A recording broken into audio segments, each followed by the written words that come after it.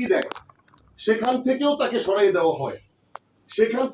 সরাই দেওয়া হয়, আমার কথা হলো ভাই আমার পেশেন্টটা তো শেষ, আমার রুগীটা শেষ। তোরা যদি বুঝতে পারো যে ভাই একটা মিস্টেক হয়ে গেছে বা কিছু একটা হয়ে গেছে, তোমরা এমার্জেন্সি দ্রুত তাকে মেডিকেলে নাও, অথবা তোমরা তাকে ঢাকা শিফট করো।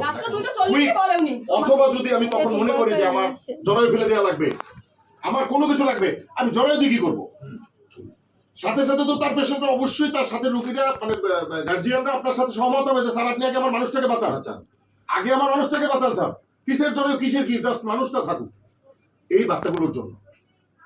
টোটাল এতটা ঘন্টা একটা সিজারের রুগী এইভাবে ব্লাড গুলো শরীর থেকে যাইতে রয়েছে, আপনার লোকজন, কারণ আপনি তো টোটাল টাইমটা ছিলেন না, আপনার লোকজন এই টোটাল টাইমটা এই মানুষটাকে কেয়ার করলো না। এটা তো প্রাইভেট, এটা তো গভর্নমেন্ট না। গভর্নমেন্ট হলেও একটা কথা থাকতো, এখানে তো সে পেইড সার্ভিস নিছে, সে তো পেইড সার্ভিস না। একটা মিনিট,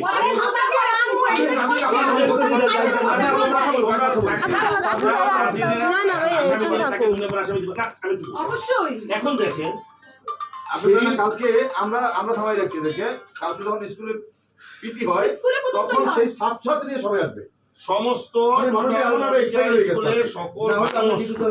সকল মানুষ এখানে আসবে, সকল বাচ্চারা। আজকে সেইখানে এই ভদ্র মহিলা আপনার তাকে এতটা ঘন্টা এখানে টাইমটা কিল করা হইল, গজ দিয়ে তার ব্লাডটা ঢেকে রাখা হইলো, চাইপা ফালাই দিল হইলো, একদিকে ব্লাড ঢুকতেছে। আমার পেশেন্ট আমাকে দিয়ে দাও ভাই, সমস্যা হয়ে গেছে।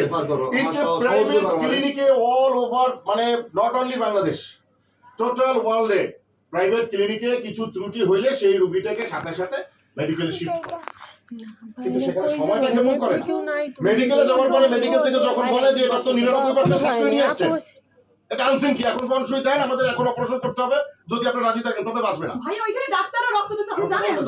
তারপরে ব্লাড কই পাবে? তখন ওইখানে যে ডক্টর সে সাথে সাথে বলছে আমার শরীর থেকে রক্ত নাও, নিয়ে আগে সাপোর্ট দাও। তারপরে তার অপারেশন করে জরায়ু বেঁধে দেয়, তার রক্তটা বন্ধ হয়ে যায়, মরা আর তো রক্তটা পড়লো না তার। তারপরে তারা বলছে যে তার এই টাইম পরে হুশ আসতে পারে, তবে পসিবিলিটি খুবই কম। না বলেছে 99% নেই, সেই বলেছে 99% নেই, তখন